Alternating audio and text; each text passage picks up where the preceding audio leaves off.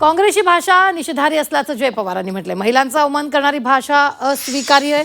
जय पवारांनी पोस्ट करत काँग्रेसवर निशाणा साधला। मी माझ्या आईच्या समस्त महिलांच्या पाठीशी असल्याचंही जय पवारांनी म्हटलंय।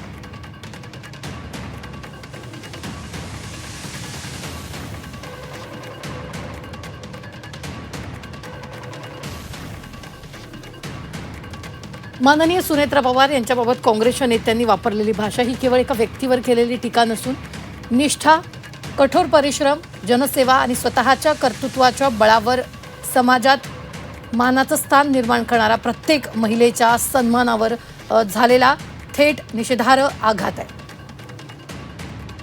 सुनेत्रा पवार या महाराष्ट्राच्या पहिल्या महिला उपमुख्यमंत्री आहेत।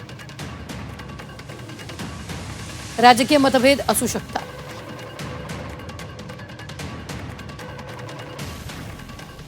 परंतु महिलांचा सन्मान, प्रतिष्ठा आणि व्यक्तिमत्वाला कमी लेखणारी अथवा त्यांचा अवमान करणारी भाषा कोणत्याही सुसंस्कृत लोकशाहीत कधीही स्वीकारली जाऊ शकत नाही। आज मी केवळ माझ्या आईच्या पाठीशी उभा नाही, तर स्वतःच्या कर्तृत्वानं आपली ओळख निर्माण करणाऱ्या भारतातील प्रत्येक महिलेच्या सन्मानाच्या रक्षणासाठी ठामपणे उभा आहे। तिची राजकीय विचारधारा कोणतीही असो, तिचा सन्मान हा अबाधित आणि निर्विवाद राहिलाच पाहिजे।